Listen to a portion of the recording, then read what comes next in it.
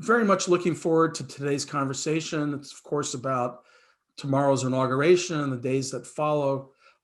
We're very fortunate to have with us James Hohmann, who is a reporter at the Washington Post. James, as some of you may know, is Minnesota born and raised, graduated from Apple Valley High School here in Minnesota. He went on to Stanford and joined the Washington Post in 2015, and his first gig following Donald Trump. So he's very well prepared for today's conversation. Big news for James Hohmann. He will be promoted to being an opinion columnist starting March 1st. That is a tremendous honor to be a columnist, opinion columnist at the Washington Post. So congratulations, James. Thanks, Larry. It's so good to be with you. And I wish we could all be together in Minnesota. That would be a lot more fun than having to be apart. But I'm so glad we can have this conversation. And obviously, it's the end of a very tumultuous, chaotic 4 years. And there's a lot of crises. Biden talks about the 4 crises: the coronavirus, the economy, the racial injustice and climate change. But there's obviously a lot of other messes he's inheriting at home and abroad. And obviously the heavy security situation in Washington. Let's start with that. Let's start with the security situation. As I look at that, and as I've talked with some of my friends who are in the military, you've got a lockdown like we've never seen before. You've got 25,000 National Guard who are now streaming into DC. You've got some number around 100 or more of special forces with expertise in chemical warfare, bomb disposal, and so forth. This doesn't look like the usual precautions for, let's say, protesters. This looks like precautions for a military combat. Yeah, Larry, it really does. And it's sort of amazing. Obviously in Minneapolis, you saw, so much of the protests and the violence over the summer, and DC wasn't spared that. But this is unlike anything I've ever seen during my 13 years in Washington now, and it's an inauguration unlike any other. It was already going to be totally different because of the coronavirus, but now they've shut down the National Mall, so you can't even go onto the mall. There's a green zone in downtown DC, which is the same parlance they used in Baghdad. And there's also a red zone where you're not allowed to go. Our office, the newsroom of the Washington Post, is actually inside the green zone, so you have to go through several checkpoints. And so it is stressful, but it's also in many ways understandable, coming on the heels of January 6th. And Let's talk about that for a second, because it looks like the FBI is doing what it has done for years, though Donald Trump tried to fend them off, which is rounding up white supremacists and those with a hostility to our Constitution. Is this level of force and the structure of the force and the structure of the embattlements created, is that really necessary for what are probably a few hundred white supremacists trying to come to DC, if they do? Well, no, probably not. It's in a lot of it's security theater. I mean, what I should tell you is that I'm actually coming to you right now from Wilmington, Delaware. I'm just down the street from Joe Biden, and he's just down the road. And he, in the next few hours this afternoon, is going to go to DC. He's going to fly down, and what's remarkable is how relatively little security there is here. So I've been in DC, came up here to be in Delaware. He's been putting the finishing touches on his inaugural address. A lot of his top aides, his high command up here, and I'm actually going to go back down to DC after we finish chatting. And it's really remarkable how little security there is. And so I think a lot of what and he's actually here. He's the one they're supposedly protecting. So I think what that reflects is sort of a security theater in a lot of ways. That it's the overwhelming show of force. The way I talked to a federal law enforcement official yesterday who said, the reason it's so over the top right now in Washington is because no one wants to say no. I think in some ways it's akin to after 9/11. Everyone, the siege or the attempted insurrection, the riot, whatever you want to call January 6th, it's hard to overstate how powerless members of Congress felt. If you think about it, members of Congress are some of the most powerful people in the world. They're used to having everything move at their beck and call. They have a lot of members have security details. And so you literally had hundreds of people who feel kind of impervious, feeling like their lives were in jeopardy, feeling like, kind of the Benghazi like siege was underway, and that help wasn't coming. It was a very scary couple hours on the Hill. So I think they would have been very hesitant to have troops, but because it was so personal, I think that's one of the reasons you saw impeachment move so fast. And now, their whatever caution they had about, boots on the ground in the nation's capital has gone away. And so there certainly has been an overreaction. And it is one of those things where, you want to, whatever security thing you ask for, they're going to give you and they're going to deliver. They're pulling out all the stops. When I was driving up Interstate 95 from Washington to Wilmington, Kamala Harris's motorcade was going south on the interstate. So I passed by, and it was a massive motorcade. And I've never seen this before, but there were two helicopters with guys with assault rifles that were flying at a low altitude above the motorcade, just in case there was any kind of problem. Biden was going to go down today on a train. He was going to take the train. That was how he commuted up and down.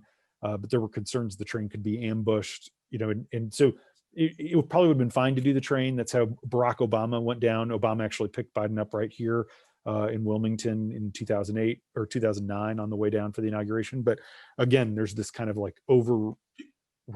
And so the result of that is that it does change the vibe.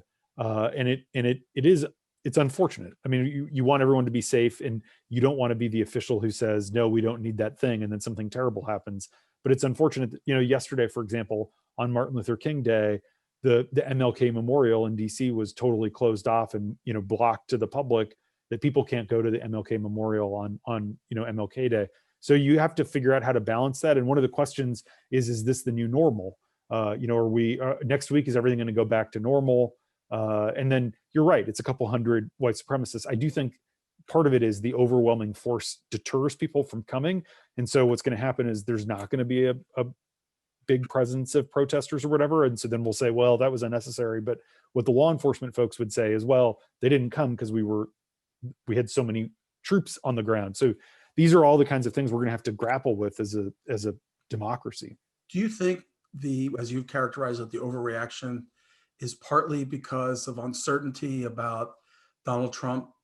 There have been reports, including from the Washington Post, that the FBI is doing background checks on the National Guard.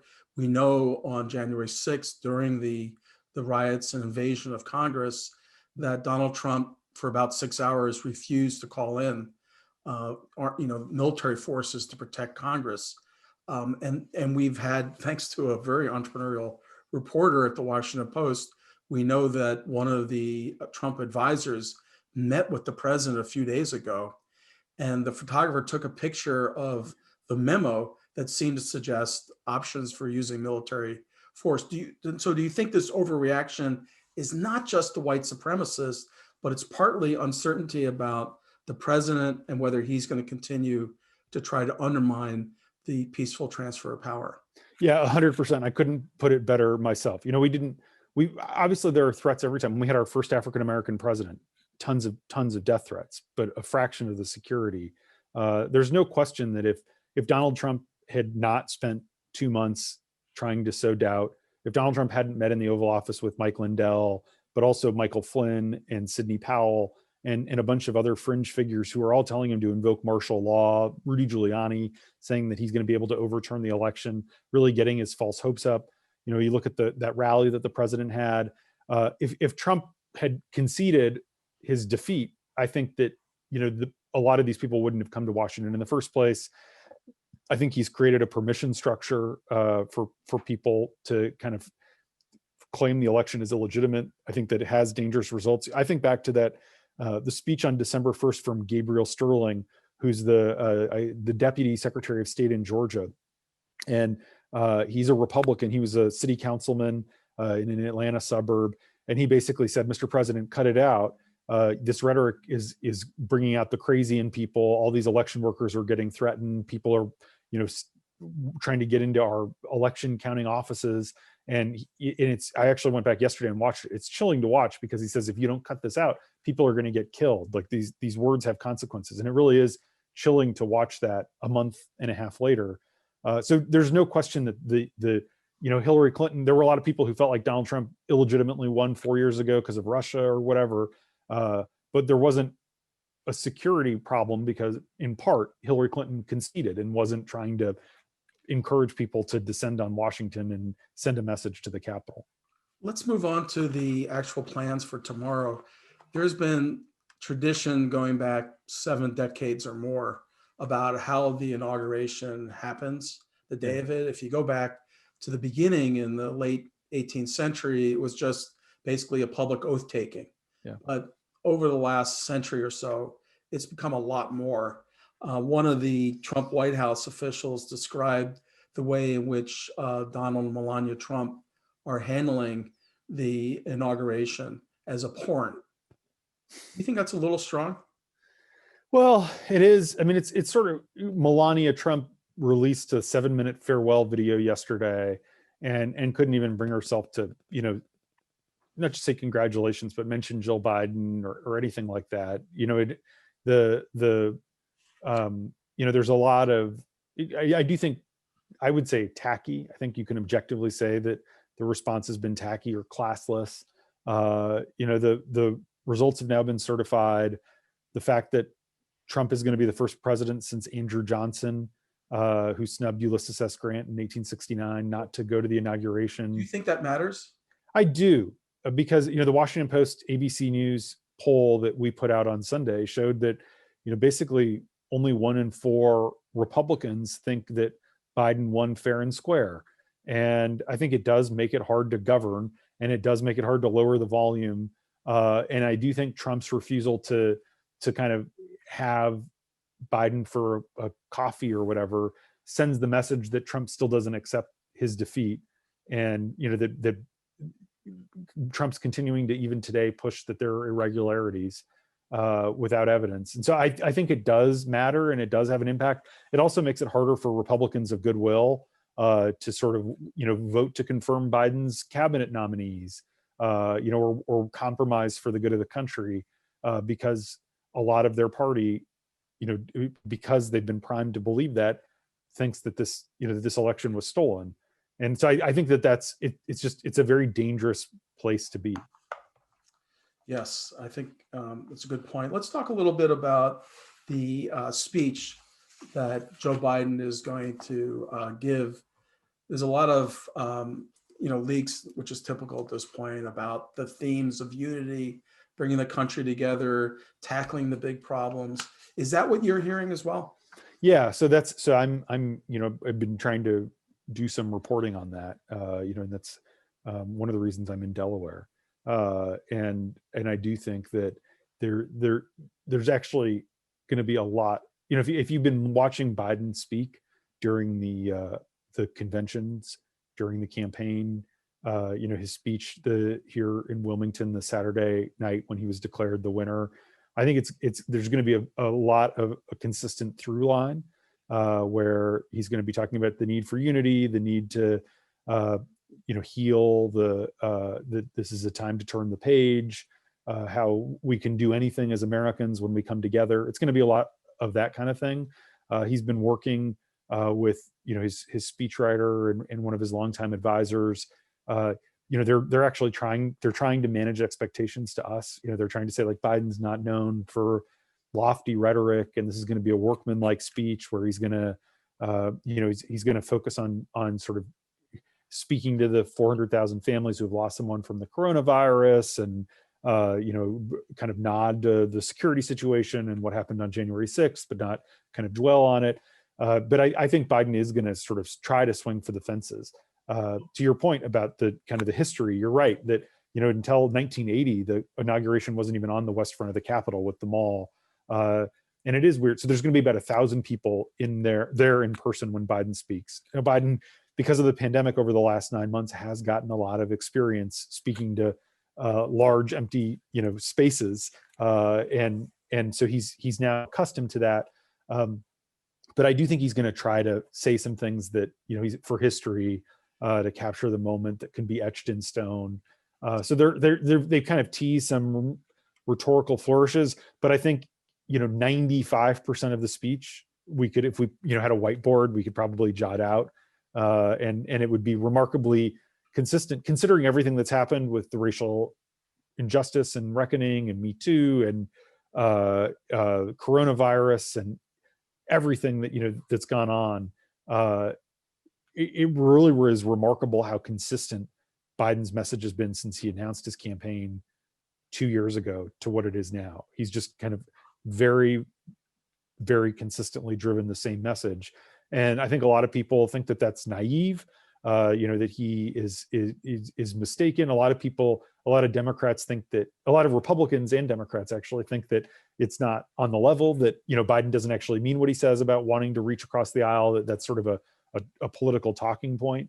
But I do think a lot of Americans take at face value, and I think Biden actually is sincere about that. I think he really does want to work with Republicans, and sometimes he's like Lucy with the football, and we'll see how much they want to work with him and how long he sort of humors them. But I think that that's where Biden's head is at, is that he thinks, I was in the Senate for 36 years. I can help, break the fever in Washington, even though Barack Obama wasn't able to do it, during his 8 years that I was vice president. So let's just consider the question of what is the political purpose of his speech.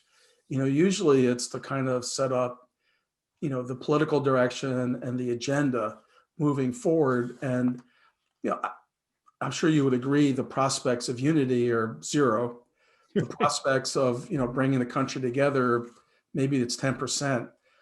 So what is the thinking, do you suppose, behind this idea of leading with unity, knowing that before the week's out, we're likely to be in a poisonous impeachment debate? Biden's going to be bringing forward a $1.9 trillion COVID rescue package on top of the $3 trillion already spent that is clearly going to have a partisan war upon it and so forth. I mean, walk us through why that makes sense for Biden to give this kind of speech, knowing for certain the kind of response he's about to get. Well, it's a great question, Larry. And I think part of it is that this is just going to be a much bigger audience than he's gotten for any of these other speeches. And I do think, what's amazing is even during this transition, Trump has managed to still suck up all the political oxygen. He's the center of attention, even though he's not going to be president tomorrow afternoon. But he's still, just whether you love him or hate him, he's always in your head. And so I think Biden has this chance there. I think the expectations are kind of almost humorously low for Biden. In that post ABC poll I mentioned that we conducted over the weekend, very few people think he's actually going to be able to unite the country. They obviously they obviously want him to, but so I think that expectations are low, and in some ways that works to his advantage. People don't, expectations were so high for Barack Obama. I think back to 12 years ago, everyone was comparing him to the new Abraham Lincoln. The new FDR. He obviously had a bigger majority and everything.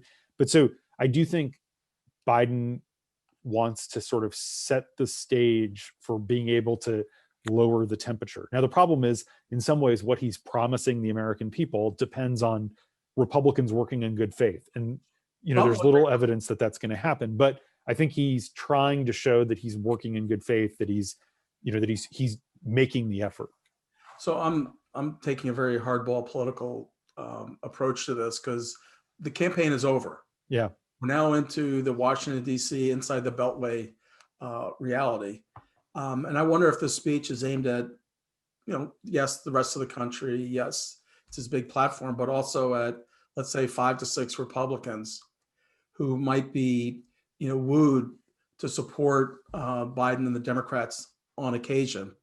Around this idea of unity, about handling the problems. Do you think this is, aimed at that small group? I do, and I absolutely do, Larry. I think that's, I actually don't think that's that cynical. I think that's, and there's nothing wrong with that. We've talked obviously a lot in the media about, since Georgia, how Democrats have a majority. It's 50-50. I don't think that they're going to be able to get rid of the filibuster, even if they want to, on the Democratic side. And you need 60 votes to pass most things. You can use budget reconciliation and some gimmicks for some stuff, but to pass anything big, you need 60 votes. And so that means getting 10 Republicans over. And so there's a couple of usual suspects. There are people who, the Mitt Romneys of the world, you can sort of imagine getting on board with being statesmen.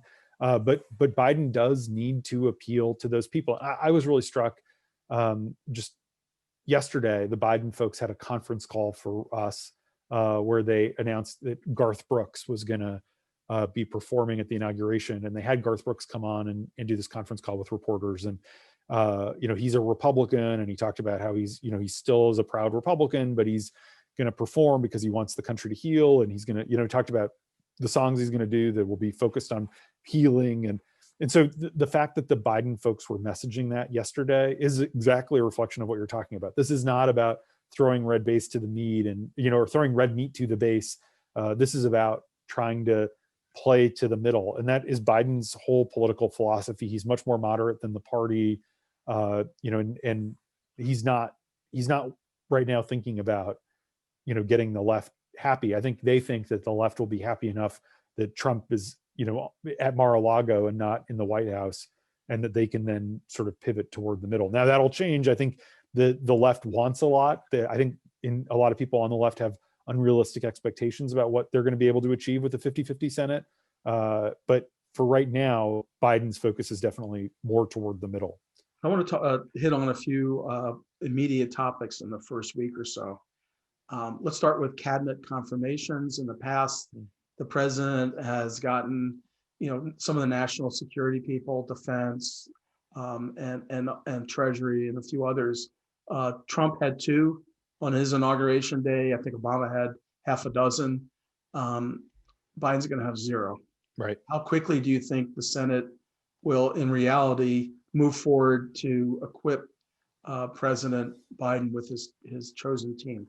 So it's a super important question, and the delay in the transition, the refusal of the GSA administrator, Emily Murphy, to certify the win, Georgia, January 6th, all of it combined to put us in this dangerous situation. The 9/11 Commission report said that one of the reasons for 9/11 was that because of the 2000 recount, Bush didn't have his national security team in place when he took office. So there were a lot of reforms after that were intended to kind of say, like, okay, we can fight over some of the more political jobs, but let's get these national security guys in place.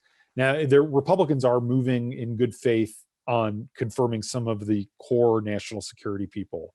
There's some resistance to Alejandro Mayorkas, the DHS guy. He was the number 2 at DHS. Some Republicans don't like him because he was involved in creating DACA. Some are angry because of some ties to donor and HB2 visas. Ultimately, he's going to get confirmed, but they're going to make it a little painful. Tony Blinken, who was a longtime Biden aide, the nominee for Secretary of State, he created a consulting firm after he left government last time. He was number 2 at state under John Kerry, and he had various foreign clients who he still hasn't really disclosed. Republicans are going to try to make hay of that. Ultimately, though, Republicans I talked to on the Hill expect that these guys will get confirmed in the next week, by the end of the week. And they're going to be able to, I think, Janet Yellen, not that that's national security, but she's having her confirmation hearing as we're talking right now. I think she's going to end up getting confirmed tomorrow. So you'll have a couple people in place on the Secretary of Defense. He's going to have to get a waiver, and that's going to have to pass the House probably next week. The impeachment trial complexifies this a little bit, just because you have to have the trial once they send the articles over. So Nancy Pelosi may hold off on sending the articles until next week or later, so that they can get some of these people cleared through. But so I think 6 or 7 of the national security people, Avril Haines, the director of national intelligence, and other, will be confirmed, either tomorrow or by the end of the week. But still, there's a ton of other people that they're going to have to move through. And Biden obviously has this very ambitious agenda. You mentioned the $1.9 trillion plan. He says that he's calling that on top of the 3 or 4 trillion we've already spent. He's saying that that's a down payment, that he's going to go speak next month to a joint session of Congress and ask for even more. He obviously is wants to talk about infrastructure and a ton of other stuff. So I'm not sure what'll actually get done, but I do think, some of the easy ones they'll confirm pretty quickly. Like I think Pete Buttigieg will get confirmed with a bunch of Republican support, perhaps by the end of the week.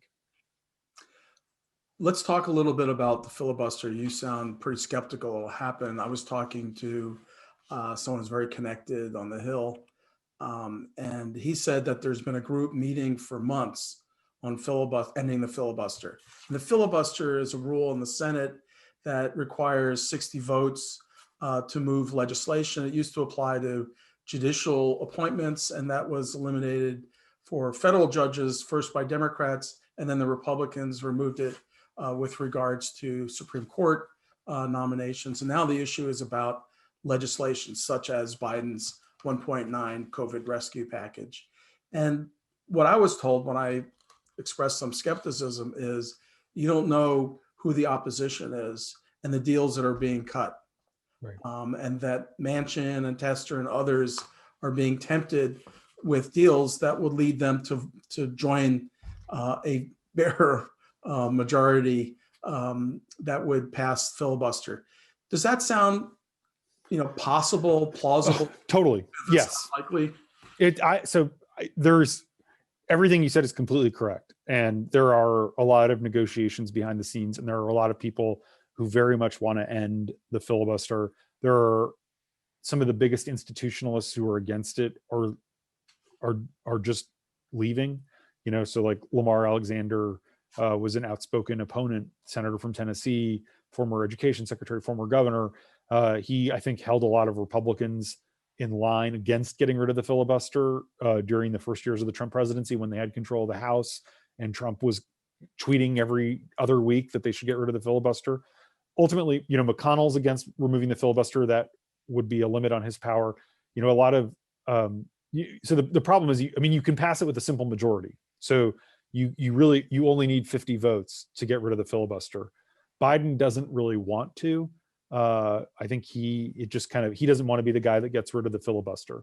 And so how much political pressure does the White House put against whatever deal might get worked out, where they get Manchin by offering him something. But there are some Republicans who I think would be happy to get rid of it. In my time covering Washington, one of the things that's been kind of most remarkable is how much the Senate has become more like the House. So my first job covering Congress was covering the House side, and it's a very rowdy place. And it's 435 people. It's seniority obviously matters a great deal. It's a majoritarian institution, but it is very much the people's house. And the Senate is just different. And it is, they do like the idea that they're kind of the better chamber, and they kind of hold themselves out as the cooling saucer, as James Madison called the Senate. But it has changed so I moved from covering the House to covering the Senate, and in that time, a lot of House members got elected to the Senate. And there's the fundamental reality facing Biden, and he's been around Washington long enough to focus on reality. Yeah. His legislation will not pass. Right. He's not going to get the 1.9. He's not going to get the budget using reconciliation to infrastructure and everything else. His agenda will be dead in arrival, and Mitch McConnell will be glad to do what he did to Barack Obama, which is tie them in knots and then run the midterm election about the do-nothing Democrats. So this seems like one of those moments of kind of realpolitik in which Biden may stand back and talk about unity, but then not object or pressure against the filibuster, leave that to the Democrats. Absolutely, Larry. You're totally right. And, I know Biden ultimately thinks he's going to be judged by whether he can get the coronavirus vaccine distributed better and get the economy turned around. And if he believes that the filibuster is thwarting him from doing that, I think you're right. He could kind of look the other way and say, well, it's up to Democrats, and then kind of give a wink and a nod, to kind of shake things up. But there is definitely a lot of I mean, there's a lot of House people in the Senate now. I do think, and that's a reason also, is that there's a lot of people who just kind of want the Senate to sort of be more like the House. And I do think that that is also a factor that could weigh toward getting rid of it. Do you know the rules regarding filibuster? My understanding had been that the Senate adopts on its first session the rules of the Senate. And it's at that point that you would reform the filibuster. And I asked that because, not to give you a quiz about filibuster rules, but just that, is there time for Biden to test the waters, confirm that Republicans are going to be obstructionist, and then get behind the filibuster reform? Or does he have to jump on this the first day of the new Congress? He does not have to do it the first day of the new Congress. So he, I, you know, I was watching an interview with Harry Reid on CNN an hour or so ago, and John King was asking Reid, who went nuclear on district court judges in 2013. How long should Biden wait before he decides to blow up the filibuster? Like 2 weeks, 2 months, 3 weeks, 3 months, and Reid was like, do it now, blow it up now. Just you don't waste time. Just do it in the organizing resolution. And that is certainly something you hear from a lot of people on the left. I remember covering they changed the nuclear rules for Supreme Court. They changed the rules to confirm Supreme Court justices for Neil Gorsuch because he didn't have 60 votes. And they changed the rules in the middle of a Congress. They changed the rules in December of 2013 for the lower court judges. So there's nothing to stop them from changing their own rules anytime they want. And it really is a simple majority vote. Great. Impeachment. Why put the Senate into basically a lockdown to do an impeachment trial? The senators are all jurors. This is not one of those situations where when the camera pulls back, there's no one in the chamber. This is an all men and women on deck sort of situation. Why shouldn't Nancy Pelosi just hold it? Well, the concern about holding it is that you lose momentum.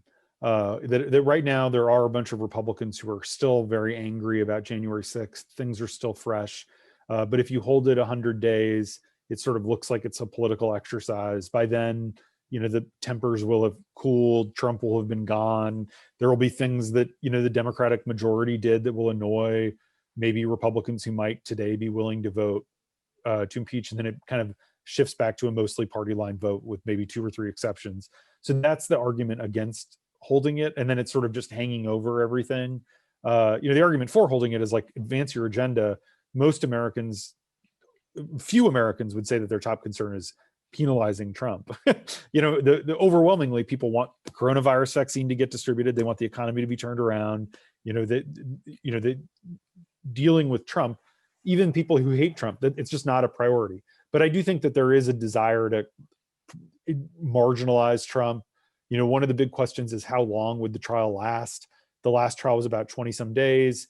Would this, in theory, you could have a 2-day trial and dispense pretty quickly. Ironically, it's sort of the reverse of the last trial, where Republicans were eager to end it quickly and not have witnesses or subpoena documents. This time, I think Republicans would be happy to drag it out because it sort of prevents Biden from enacting his agenda. And I think Democrats this time would be fine with having no witnesses. Like, we saw what happened, let's just vote on it. So they're going to end up reaching some kind of middle ground. And ultimately, I think Biden's going to have a very strong incentive to want to turn the page, but he can't look like he's turning the page too quickly, or the kind of people will feel like he's not being tough enough. This is going to be a major early test of Biden. And what kind of president is he going to be? Knowing the Senate, do you think there's any possibility that the Senate is going to adopt Biden's recommendation to do a dual track, do the trial in the morning and then move Biden's controversial legislation in the afternoon? No. So you need Republican consent to do that, and Republicans have no incentive to both let Democrats hammer Trump every day and tie Trump around their necks, and then kind of like let Biden advance his agenda. So even if McConnell, I think McConnell gamed this out very well and in some ways played Democrats. And I think Democrats walked into a trap that McConnell said, and this is going to end up wasting a fair amount of Biden's first 100 days. Exactly how much, it's unclear. It's going to be more time we're talking about Trump and not Biden or his agenda, and which Trump's fine with, even though he's going to be angry and lashing out. And it'll be interesting to see what kind of defense he puts up. But it's inconceivable to me that McConnell's going to make an agreement that allows Democrats to maximize how effective they can be at the time when they could be most effective. There's a pattern that I've at least observed where Democrats do the right thing and hurt themselves politically. And this seems like one of those instances in which impeachment was the righteous cause. We've never had a president who contributed to an insurrection like Donald Trump. And yet the ability to kind of see the fuller picture and the implications was overwhelmed by that sense of righteousness. Mm-hmm. Republicans don't seem to have as much trouble with that. They can really focus on what do we have to do to move the political agenda, and the righteousness part, they'll leave it to other people. Yeah, and there's certainly some people in the Republican Party who are, the kind of, there are some people who are just kind of, McConnell among them, relentless about focusing on what they care about. And in McConnell's case, that has been confirming judges, and they can kind of hold their nose and look the other way. And I think this is a case where passions were so inflamed because it was so visceral. They felt so powerless, on January 6th, and they want to do something. And you hear, when you talk to a lot of members, even the moderate people who normally wouldn't want to do this, kind of the feeling was, if this isn't an impeachable offense, what is? What kind of precedent does it set if you allow this guy to incite a mob and not punish it? And this is the only tool we have to punish it. So it will be interesting to see if that attitude continues when all of a sudden they're sitting as jurors every day, because you can't underestimate, one of the key insights about understanding Washington is politicians are people too. There's a feature in Us Weekly, Stars, they're just like us, and it's celebrities walking their dogs and getting Starbucks. Politicians are people. They hate sitting around for 15 hours, in the chamber watching an impeachment trial. They get antsy and want to fly home on Friday afternoons. And so it really helps to think of them as people. And that's one of the reasons I think that they reacted the way they did to what happened on January 6th, because they're human beings, and they were scared and angry. And I think it's also going to shape how the next couple months play out. So let me ask you about the Republicans who voted not to certify the elections that the states had declared the winner electoral college. You've had, about 60 judges, 60 cases and over 90 judges weigh in, including judges appointed by Donald Trump, including the Supreme Court. You've got 140 in the House of Representatives who voted not to certify Joe Biden's electoral college votes on January 6th. You've got, a handful or more senators. From the perspective of the media, do those actions become a stain on those Republicans? Or is this the kind of thing in a month, 6 months, a year is kind of forgotten? It's one of the defining questions of the next really 10 years in American politics. And I wish I knew the answer. What I'd like to tell you is that it is a stain, that this is something that will be remembered and will be defining. The truth is, a majority of House Republicans voted to reject the results of the election. And, that means a lot of people voted not to. And on the Senate side, a lot of those institutionalists, voted to accept the results. And so I have had a lot of back and forth with this about Republicans on both sides of this fight. I actually was talking to a top aide to Josh Hawley on Sunday. And their view is this will blow over in a year. Republicans who right now are criticizing us are going to be asking us to come hold fundraisers for them because, we're popular with the base and the base is happy with what we did. And maybe they're right. Maybe, that's their calculation. That they think that Simon & Schuster canceling Hawley's book deal is ultimately going to be helpful for them because it plays into the grievance on the right and everything. I think it will end up being the sort of defining vote. Certainly I'm going to remember, and it is just a lot of times people just have such a short attention span, and a lot of times people lack memory. Historical memory can be very brief, especially in politics, and at a certain point, it will be interesting to see how it plays in the 2024 primaries, and what role does Trump try to run again? Does Don Jr. try to run again?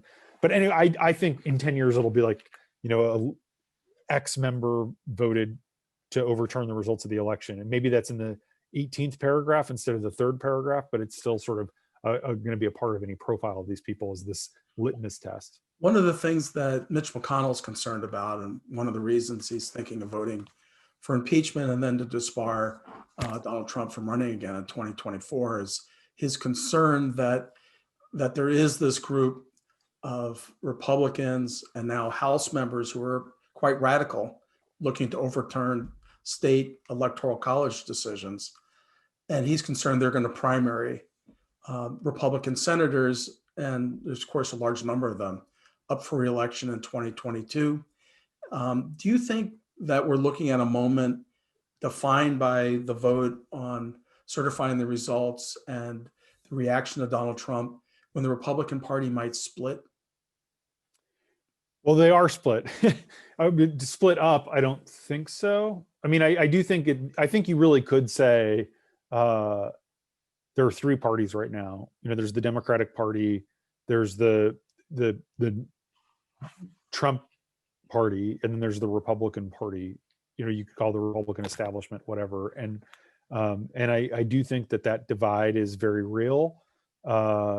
Ultimately, elections are choices, and in 2022 we'll have this backlash inevitably to Biden. It always happens, barring something like 9/11.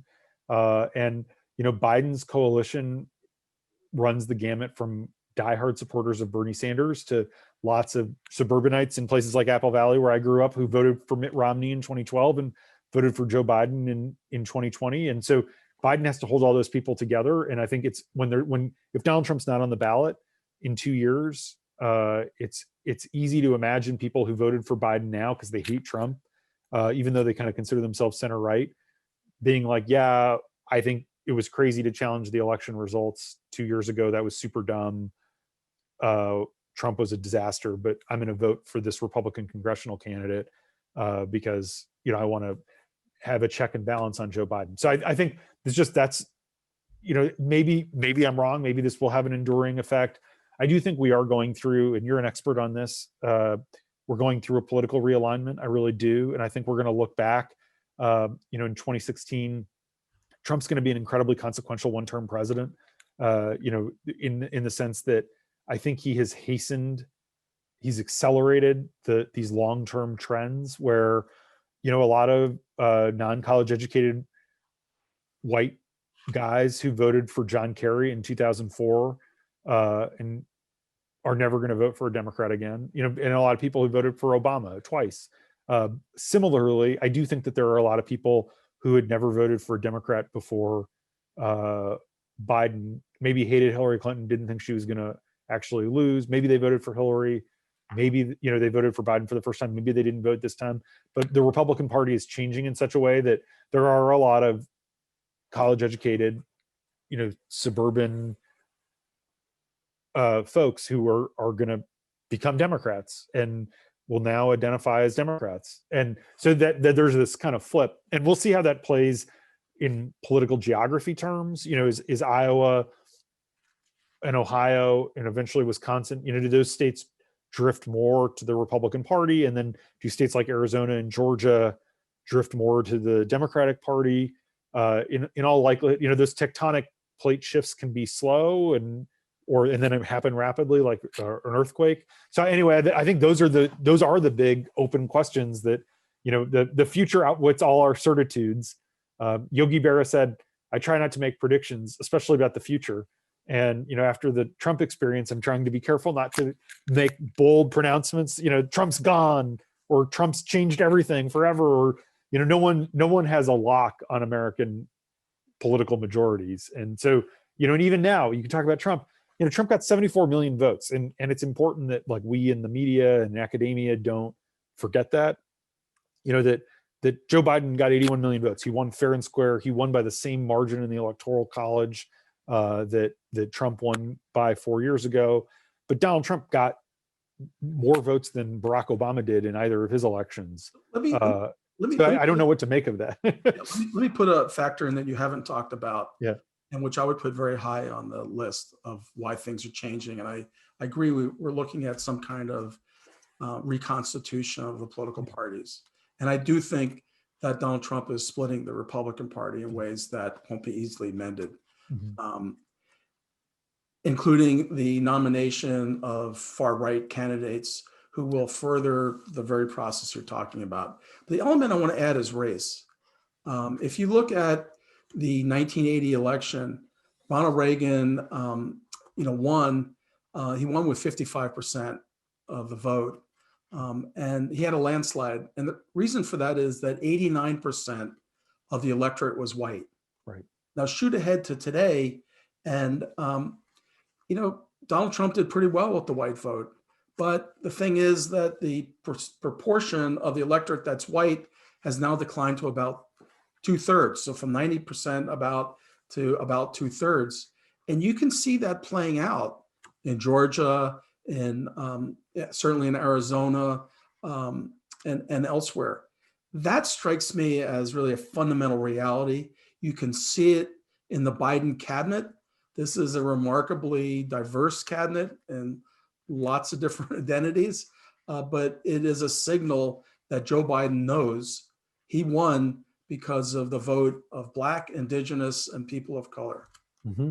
Yeah, I mean, when you talk to Democratic strategists, as we both do, what they'll tell you, in Georgia, it was sort of like Biden's pollster would say, we need 30% of the white vote, and so in every state, it's kind of, we need, in Florida, we need 34% of the white vote, and so like, and sure enough, in the Georgia runoffs, the both Democratic candidates got 29% of the white vote, but they won because there was higher turnout among African Americans. It's kind of remarkable to be able to win a Senate race in the Deep South with 29% of the white vote. That said, so I totally agree. And Biden owes his victory. Biden's debt to the African American community is enormous. Demographics are not destiny, and I think like we saw that in Texas, where if Biden had done as well among Hispanics as Hillary Clinton had done 4 years ago, he would have won Texas.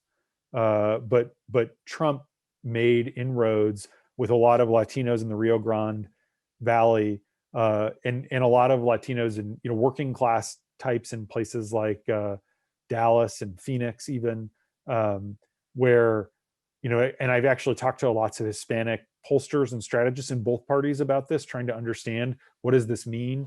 And I actually had a really interesting interview with Marco Rubio about it a couple of weeks ago, because Rubio believes that this kind of working class Latinos are going to be critical to having Republicans win again, and on and on. And so part of it was the coronavirus restrictions, that prevented a lot of those folks from being able to work. They were out of a job. They were angry at lockdowns, and there was some backlash there.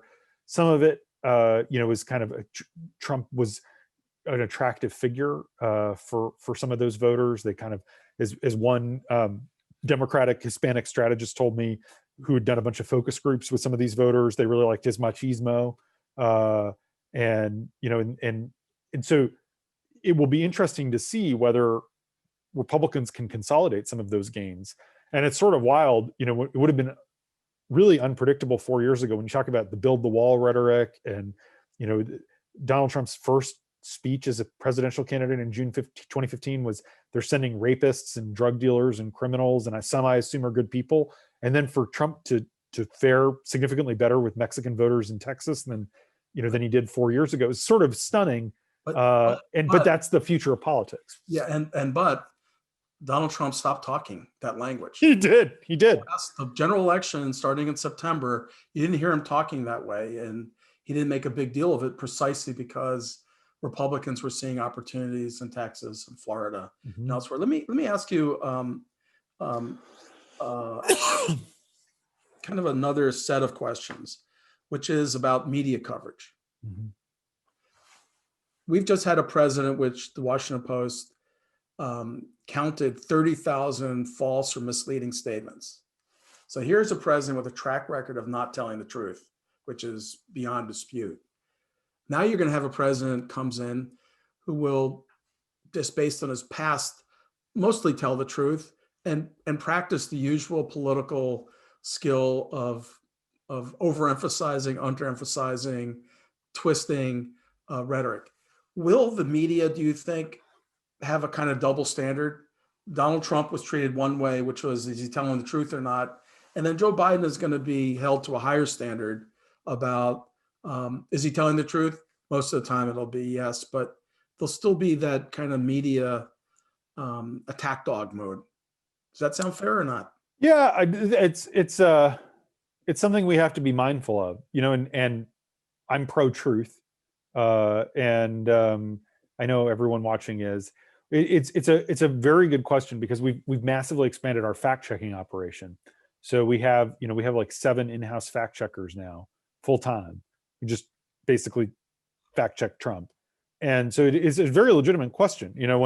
When Biden's making claims, Biden isn't going to kind of like totally disregard the truth or talk about alternative facts or whatever. Are we going to quibble with small stuff? It isn't, I think it's people, readers want texture and nuance, and I don't think it's going to be like calling stuff that's true false. But I do think that it's important not to kind of like be like, oh, you didn't, it's actually 61%, not 63%, and that, and so I do think we have to be careful there. I do think that there's been a shift toward cynicism generally in political coverage, and a lot of time Trump kind of like sacrificed his credibility very willingly, and so in some ways he was like the boy who cried wolf, just because he was so willing to on stuff we could see with our own eyes and ears. He'd be like, the sky is not blue, and you're like, I can see the sky, it is blue. So then when he said stuff that wasn't verifiable either way, you just assumed he was not telling the truth. And it will be interesting to see whether Biden, how hard Biden works to keep that, what Jimmy Carter said in 1976, I will not lie to you. I think that there will be, or has Trump sort of changed the norm now, where politicians play more loosey-goosey with facts than they used to. Those are big questions. We still kind of have, the jury's out on how Trump is going to change political reporting, but also politics.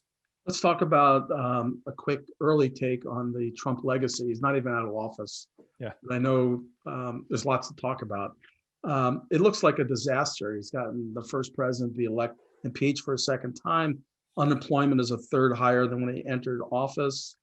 400,000 Americans are expected to be or are dead because of the coronavirus. We've got 3/4 of Americans, including about half of Republicans, who say that the president bears some responsibility for the attack on Congress. His popularity has fallen dramatically. Well, you get the picture. It doesn't look good. What am I leaving out? Why is there a case, a kind of like revisionist take on Trump that's something other than this was a failed presidency? Well, I mean, so if you're a conservative, if you point to the judges, you could point to some of the Israel peace stuff, which I don't think is very sustainable, but you could point to some of those things. You could try to paint some picture, but it's just, the truth is a lot of presidents leave office kind of unpopular and then have their images rehabilitated later. Dwight Eisenhower left and was viewed as sort of a failed president. In many ways, Harry Truman was too. Even Ronald Reagan, when he left, it was a year after Iran-Contra. The way Reagan's image was rehabilitated was kind of remarkable from 1989 to 2004 when he passed away. Donald Trump is not that. I studied history in college, and the big thing I was always hammered with was you can't make any kind of historical judgment about anyone until 30 years have passed. That was always 30 years is when something goes from current events to history. And so, it's, in some ways, like George W. Bush looks better than he did in 2009 because of Donald Trump. you know, the, and all of a sudden, like, welcoming your successor to the Oval Office becomes a classy thing because Trump didn't do it. So we'll see what comes next. But there's just no way, between the coronavirus and the racial violence and the credible claims of sexual assault and the lies and it is inconceivable to me that history will be kind to Donald Trump. So let's talk a little bit about Trump's policies as part of the legacy. And we're running out of time, so we'll keep it a little shorter. There's a lot that we know. Biden right away is going to reverse Paris and so Keystone. forth. I think probably they'll make a real run at rebuilding the Iranian agreement, because President-elect Biden's national security advisor was one of the people who put that together. But let me ask you a question, and I've been running through the questions from our friends listening. But here's one from Jack Jensen, who asked, what Trump policies will Biden continue? That's a good question. We did spend $3 trillion. I don't know if you give credit, Jack gives credit to Trump for the CARES Act and a lot of the, the stuff that's passed, which wasn't really. Let's say China. That's a talking point among some people that the president deserves credit for challenging China. Of course, I wonder if there's a short memory there, because you had 3 presidents in a row who all made China a central priority, and including a massive trade deal that the Obama folks had put together. And it was all based on challenging in an effective way. China. I don't think you could say that Trump has been effective with his strategies, made a lot of noise and done some harm. So what policies would you point to and say?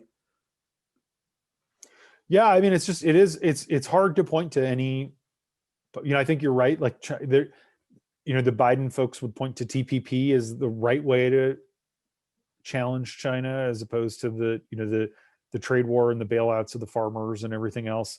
I think, like, I'm sure there's some stuff that they're going to continue from the kind of the public health side of the coronavirus response, where it's Tony Fauci who's making those decisions, not the White House, and they're going to continue a lot of that kind of thing. A lot of defense policy stuff, I imagine, will stay pretty similar, with some big exceptions. But Biden is, even though he's a moderate, even though he's working to try to reach out to Republicans, he represents a pretty dramatic break with Trump. And Trump, it's important to remember Trump's role, which was that he ran as a bull in the China shop who was going to try to undo the Obama agenda. And so some of it is that he was incredibly successful at undoing a huge amount of what Barack Obama accomplished. And on, whether on healthcare, climate change, a lot of regulations. So now Biden is going to have to try to repatch a lot of that back up. I think the Biden recapturing of the Biden recapturing of the Obama agenda is clear. I would say, and I'd be curious your thoughts about this, that the biggest area where Biden will be borrowing from Trump is that Trump has taken such strong, and I think, positions with uneven results. It does create bargaining room for Joe Biden. So if you look at China, Biden and his team are set up, I think, for probably a more productive trade deal with China, because they're willing to walk away from some of what Trump's done, but they're not going to do it free. And with the Europeans, whether it's on defense or on trade, there are things that the president had raised. I don't think he handled them in an effective manner, but he has created bargaining capital for Biden. And so I would expect in some areas, we're not going to see a rush to reverse. Instead, we're going to see a willingness to engage in diplomatic negotiation to try to capitalize on the Trump positions and then compromise on them for a better deal. Totally agree. And I think that there was something to be said.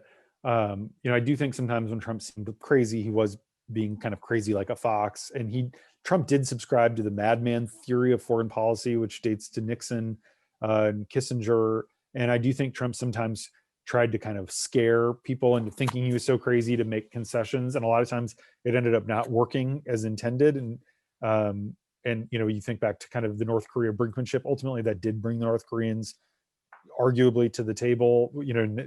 North Korea, it appears, is going to launch another ballistic missile and kind of become problematic again for Biden now that Trump's gone. But so I absolutely agree that the Biden team will look to take advantage of openings that Trump has created where possible. James, we're out of time. I want to ask you a last question. Yeah. This is from David Eder, and this is what he says. We've been big fans of your Daily 202 and the related podcast. We'll miss you when you step down from that role. Can you talk a little bit about what you hope to do with your new role as an opinion columnist?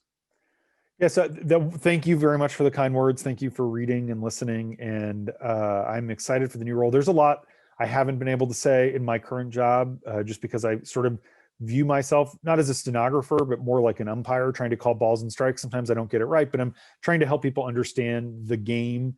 I'm not commenting on the rules of the game. And in my new job, I'll be able to express an opinion, and there are things I've had to bite my tongue on the last 4 years.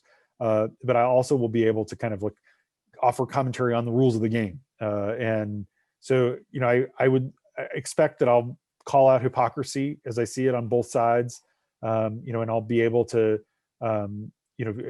be more forceful in doing so.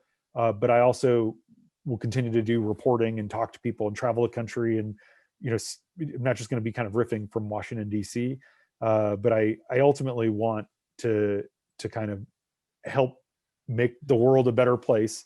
And I think I'll be able to do that more from this new, more opinionated role. Well, I think that is a terrific role for you. One of the things I've really appreciated about your reporting has been your non-ideological approach. I think a lot of us don't want to, read opinion. We want to read what's going on, and I think you're one of the bright, upcoming stars in that area. So I would commend your column, not for false search for centrism, Right. but actually for even-handed calling out of hypocrisy, and also calling out and putting a spotlight on the Democrats and Republicans who are committed to America, to the national interest, and to finding workable solutions, not just talking points that have no future. Thank you, Larry. I really appreciate that. That's what I aspire to do. Great. And I hope you'll come and visit your home state. There's plenty of really interesting stuff going on.